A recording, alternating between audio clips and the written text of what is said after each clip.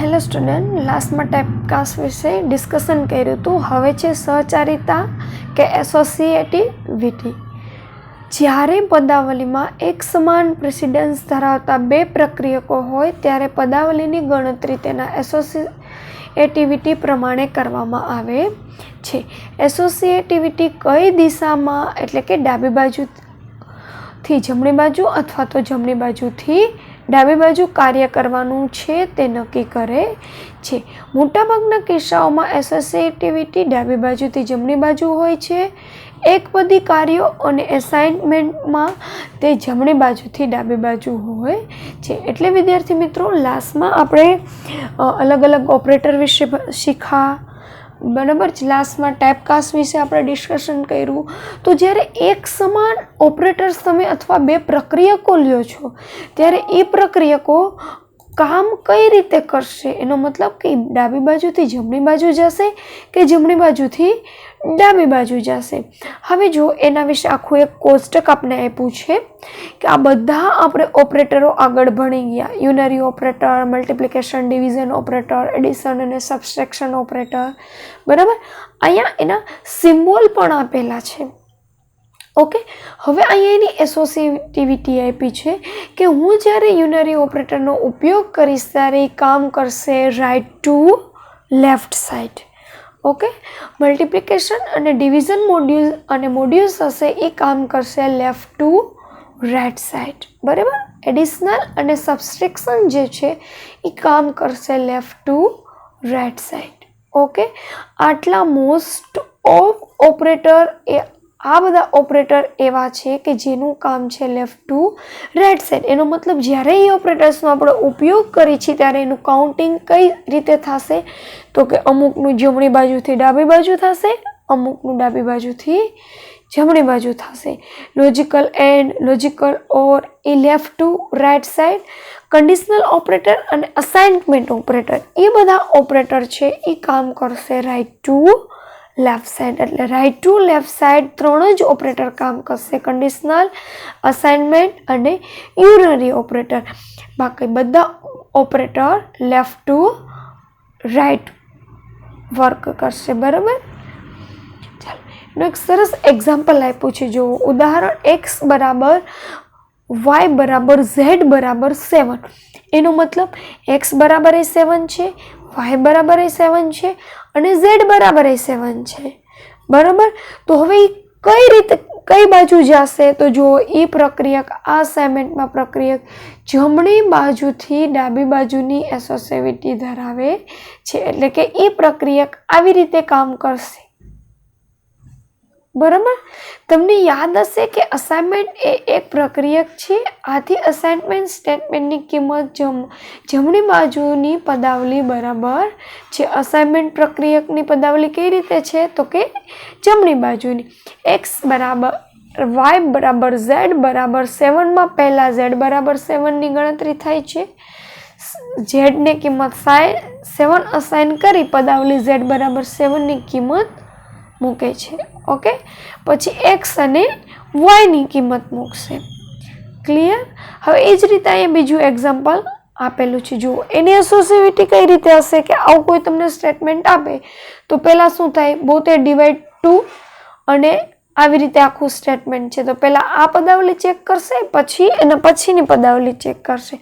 તો એ કામ કઈ રીતે થશે તો કે એ આપણી ડાબી બાજુથી જમણી બાજુ કામ કરશે. ક્લિયર? હવે છે કંટ્રોલ સ્ટ્રક્ચર. સામાન્ય રીતે વિધાનોનો અમલ એક પછી એક એમ ક્રમિક રીતે થાય છે. જુઓ શું કહે છે કે કોઈ પણ વિધાન હોય એ એકી સાથે બધા વિધાનનો અમલ થાય નહીં. એ 1 by 1 એકા પછી એકા વિધાનો અમલમાં મૂકવામાં આવે છે. અમુક સમયે પ્રોગ્રામના તર્કને આ ક્રમનો પ્રવાહ બદલવાની જરૂર પડે છે. જો શું કહે છે કે પહેલાં આપણે એમ કીધું કે વિધાનો ક્રમાનુસાર 1 by 1 અમલ થશે, પરંતુ પ્રોગ્રામમાં ના તર્કના પ્રવાહ આપણે અમુક સમય એવો આવે છે કે આપણો આખો પ્રવાહ આપણે ચેન્જ કરવો પડે છે. જે વિધાનનો અમલના પ્રવાહને નિયંત્રણ કરવામાં સમર્થન બને છે તેને નિયંત્રણ માળખાઓ અથવા તો કંટ્રોલ સ્ટ્રક્ચર કહેવામાં આવે છે. આ પ્રવાહના તર્કને જે બદલવા માટે, બરાબર, જે આપણે નિયંત્રણ લઈ છીએ, બરાબર, જે નિયંત્રણ માળખાઓ આપણે લઈ છીએ તેને આપણે કંટ્રોલ સ્ટ્રક્ચર તરીકે ઓળખવામાં આવે છે. ચાલો યાદ રાખો વિદ્યાર્થી મિત્રો, કંટ્રોલ સ્ટ્રક્ચર કેટલા પ્રકારના છે? તો કે 2 પ્રકારના. ક્યાં? તો કે લૂપ્સ અને બ્રાન્ચ. તો લૂપનો ઉપયોગ આપણે ક્યારે કરશું? તો કે અમુક શરતો સંતોષાય ત્યાં સુધી આપણો વિધાનોની શ્રેણીનું વારંવાર આપણે પુનરાવર્તન કરવાનું હોય ત્યારે આપણે શેનો ઉપયોગ કરશું? લૂપ્સનો. હજી વિદ્યાર્થી મિત્રો યાદ રાખજો, કંટ્રોલ સ્ટ્રક્ચર 2 છે, લૂપ્સ અને બ્રાન્ચીસ. લૂપ્સનો ઉપયોગ આપણે એ જગ્યાએ કરશું જ્યાં આપણે અમુક શરતો જ્યાં સુધી સંતોષાય નહીં ત્યાં સુધી આપણી શ્રેણીને વારંવાર આપણે પુનરાવર્તિત કરવાનો છે, બરાબર. જ્યારે બ્રાન્ચીસનો ઉપયોગ જ્યારે 2 કે તેથી વધુ શક્ય કાર્ય દિશામાંથી પસંદગી કરવાનું હોય ત્યારે થાય છે. જો બ્રાન્ચનો ઉપયોગ આપણે ક્યારે કરશું? તો કે મારી પાસે 2 કે વધુ કાર્ય, બરાબર, એ દિશામાંથી આપણે કોઈ પણ વસ્તુ એક સિલેક્ટ કરવાની છે ત્યારે આપણે બ્રાન્ચનો ઉપયોગ કરશું. ઓકે, એટલે જ આપણે એને સિલેક્ટિવ સ્ટ્રક્ચર પણ કહી શકીએ છીએ, બરાબર. પ્રોગ્રામમાં સામાન્ય પ્રવાહના નિયંત્રણ માટે જાવામાં વપરાતા કંટ્રોલ સ્ટ્રક્ચર. યાદ રાખજો વિદ્યાર્થી મિત્રો, ઘણીવાર એમ બી પૂછી શકે કે જાવામાં નીચેનામાંથી કયા સિલેક્ટિવ સ્ટ્રક્ચર છે? તો કે ઇફ, સ્વિચ વિધાન, while, do while, for, બરાબર. આ બધા માળખાઓ એક વિધાન કે વિધાનોનો બ્લોક હોઈ શકે છે. આ બધા શું છે? તો કે એ બધા કંટ્રોલ સ્ટ્રક્ચર છે. હવે છે બ્લોક. એમાંનું એક બ્લોક સમજાવ્યું છે. બ્લોક સ્ટેટમેન્ટ એ કૌંસની જોડી વચ્ચે લખાયેલા વિધાનોનું જૂથ છે. જો વિદ્યાર્થી મિત્રો શું કહે છે? બ્લોક શું છે?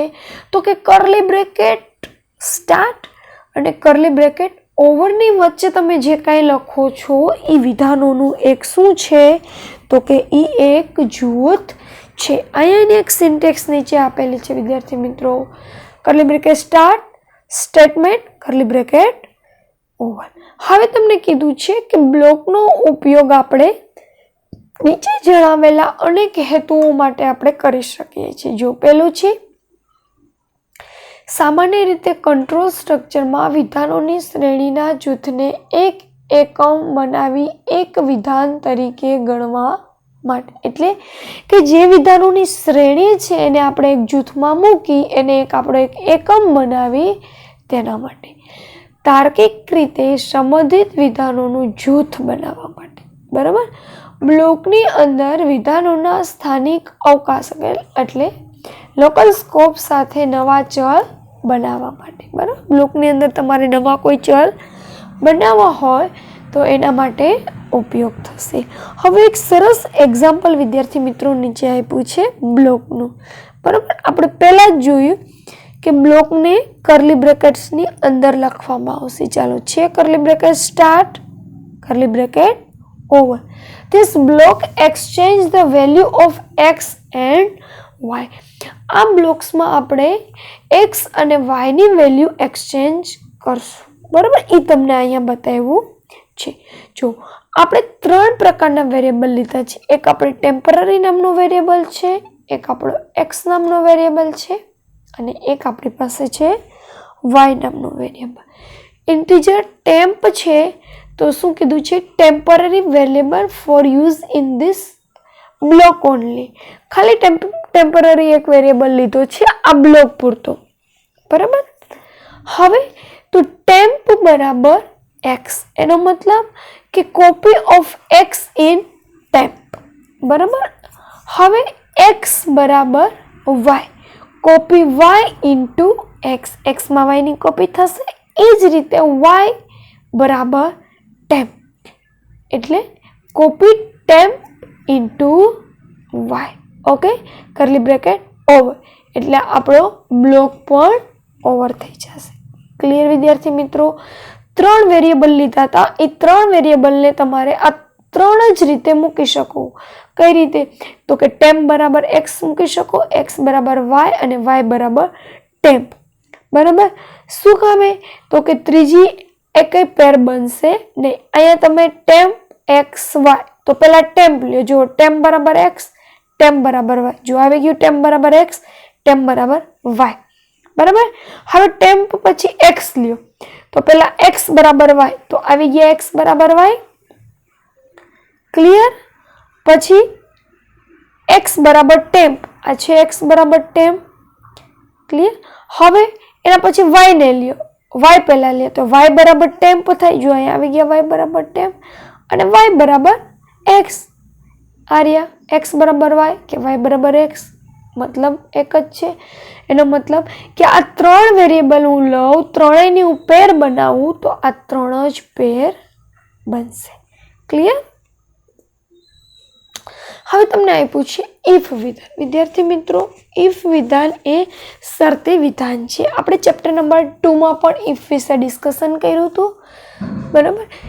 જ્યારે પ્રોગ્રામમાં ઇફ વિધાન વાપરવામાં આવે છે ત્યારે બુલિયન પદાવલીની કિંમત ટ્રુ છે કે ફોલ્સ તેના પ્રમાણે બેમાંથી એક વિકલ્પ પ્રમાણે કાર્ય કરવા સમર્થ બનાવે છે. જો ઇફ વિધાન એટલે મેં હમણાં જ કીધું શરતી વિધાન છે. બરાબર. શરત આપણે ત્યારે જ મૂકી શકીએ કાં ટ્રુ હોય કાં ફોલ્સ હોય. એટલે કે જ્યારે આપણે બુલિયન પદાવલીનો આન્સર ટ્રુ કે ફોલ્સ આપો હોય ત્યારે આપણે ઇફ સ્ટેટમેન્ટનો ઉપયોગ કરી શકીએ છીએ. તે બ્રાન્ચિંગ અથવા ડિસિઝન્સ અથવા સિલેક્ટિવ કંટ્રોલ સ્ટ્રક્ચરનું ઉદાહરણ છે. યાદ રાખજો વિદ્યાર્થી મિત્રો, બ્રાન્ચિંગ, ડિસિઝન અને સિલેક્ટિવ સ્ટ્રક્ચરનું ઉદાહરણ શું છે? તો કે ઇફ વિધાન. હવે જો તમને અહીંયા નીચે એની સિન્ટેક્સ પણ આપેલી છે અને અહીંયાનું એક બંધારણ પણ આપેલું છે. જો એ કામ કેમ કરશે? ઇફ બુલિયન એક્સપ્રેશન, બુલિયન એટલે ટ્રુ કે ફોલ્સ વાળી કન્ડિશન. પછી અહીંયા આપણે કરલી બ્રેકેટ્સમાં પહેલું સ્ટેટમેન્ટ મૂકશી એલ્સ, એની અંદર આપણે બીજું સ્ટેટમેન્ટ મૂકશી. કેમ કે ટ્રુ ને ફોલ્સ, પહેલી કન્ડિશન ટ્રુ થશે તો બીજી ફોલ્સ થાય ને. બરાબર. જો આ બુલિયન એક્સપ્રેશન આપશો, આ ટ્રુ હશે સ્ટેટમેન્ટ 1 અને ફોલ્સ હશે તો એ ડાયરેક્ટ સ્ટેટમેન્ટ 2 ચેક કરવા જતું રહેશે. ક્લિયર? ઇફ વિધાનનો અમલ થાય ત્યારે સૌપ્રથમ બુલિયન પદાવલીની કિંમત શોધવામાં આવે છે. જો કિંમત ટ્રુ હોય તો સ્ટેટમેન્ટ 1 અમલ કરશે. જો આ ટ્રુ હતું તો સ્ટેટમેન્ટ 1 કરશે. નહીં તો ચાવીરૂપ શબ્દ એલ્સ પછી, જો એલ્સ પછી આપણે સ્ટેટમેન્ટ 2 આપ્યું છે, બરાબર, તો એ ચેક કરવા સ્ટેટમેન્ટ 2 ને જશે. ક્લિયર? ચાલો એના વિશે પણ આપણે એક્ઝામ્પલ સરસ આપેલું છે. જુઓ કે પૂર્ણાંક સંખ્યા એકી છે કે બેકી તે નક્કી કરવા માટે ઇફ વિધાન આપણે જોઈએ. જો પહેલાં તો આપણે એ ખબર હોવી જોઈએ કે આપણે એકી અને બેકી સંખ્યા કઈ રીતે કાઉન્ટિંગ કરી શકશે. જો કે કોઈ પણ સંખ્યાને 2 વડે ભાગતા મને જો જવાબ 0 મળતો હોય તો એ સંખ્યા કેવી હોય? ઇવન. ઇવન यानी कि બેકી. બરાબર. અધરવાઇઝ જો એ સંખ્યા બેકી ના હોય તો એ સંખ્યા કેવી હોય? ઓડ. ઓડ એટલે એકી. ક્લિયર? સમજાણું? કે હું એક્સમાં કોઈ પણ વેલ્યુ નાખું છું, એને હું 2 વડે ભાંગું અને મને જો જવાબ મને 0 મળતો હોય તો આપણે એને બેકી સંખ્યા કહીશું. અથવા તો આપણી ભાષામાં કોઈ પણ સંખ્યાના આપણે 2 સરખા ભાગ કરી શકતા હોય, બરાબર, તો એ આપણી સંખ્યા બેકી થશે, અધરવાઇઝ એકી. ક્લિયર? હવે અહીંયા જુઓ, અહીં ચાવીરૂપ શબ્દ એલ્સ અથવા એલ્સ પછી લખેલ બ્લોક વૈકલ્પિક છે. આથી એલ્સ વિના ઇફ વિધાનનું સ્વરૂપ નીચે પ્રમાણે હોઈ શકે. એનો મતલબ કે જ્યારે તમે એલ્સ કન્ડિશન બ્લોક ન લખો એ વૈકલ્પિક છે. શું કામ કે જો એ સંખ્યા ઇવન નથી તો એ ઓટોમેટિકલી એલ્સની કન્ડિશન લઈ લેશે. ભાઈ ઇવન નથી તો એ સંખ્યા કેવી છે? ઓડ. પણ મારે એલ્સની કન્ડિશન નથી મૂકવી તો હું આ સ્ટેટમેન્ટ આવી રીતે if Boolean expression statement curly bracket start statement 1 અને કર્લી બ્રેકેટ ઓવર. ક્લિયર? જુઓ એના વિશે એક સરસ એક્ઝામ્પલ આપેલું છે કે જ્યારે એક ઇફ વિધાનની અંદર બીજું ઇફ વિધાન વાપરવામાં આવે ત્યારે તેને નેસ્ટેડ ઇફ વિધાન કહેવામાં આવે છે. વિદ્યાર્થી મિત્રો યાદ રાખજો, એક ઇફની અંદર બીજું ઇફ હોય તો એને આપણે શું કહેશું? Nested if. બરાબર. એનું સરસ એક એક્ઝામ્પલ અહીંયા આપેલું છે, તમને જુઓ કે if marks greater than equal to 7, બરાબર, એટલે કે 70. ઇફમાં મેં એવી કન્ડિશન મૂકી છે કે જો માર્ક્સ 70 અથવા તો 70 થી ઉપર હશે તો મને કયો ગ્રેડ મળશે? તો કે એ. એલ્સ જો ઇફ કન્ડિશન પૂરી થઈ, હમણાં આપણે એલ્સ વિશે જોયું, તો એલ્સમાં હું શું કન્ડિશન મૂકું છું કે જો માર્ક્સ 60 અથવા તો 60 ની ઉપર હશે તો મને કયો ગ્રેડ આપશે? B grade. એલ્સ ઇફ એ જ રીતે 50 અથવા તો 50 થી ઉપર હશે તો મને સી ગ્રેડ આપશે. પરંતુ યાદ રાખો વિદ્યાર્થી મિત્રો, 50 અથવા 50 થી ઉપર એટલે 50 થી 60, બરાબર, 59, કેમ કે 60 તો અહીંયા બી ગ્રેડ આપને મળશે, બરાબર, અને 60 થી ઉપર હશે એને ડાયરેક્ટ આપણે 60 થી ઉપર એટલે 60 થી 69 સુધી આપને બધાને બી ગ્રેડ મળશે, બરાબર. હવે 70, બરાબર, 70 અથવા તો 70 થી ઉપર ના બધાને કયો ગ્રેડ મળશે? એ ગ્રેડ, બરાબર. એ જ રીતે 50 અથવા તો 50 થી ઉપર એટલે 49, કેમ કે 60 તો આપણે બી ગ્રેડ આવી જાય છે એટલે 19, બરાબર, એને આપણે સી ગ્રેડ થશું, બરાબર. Else grade equal if.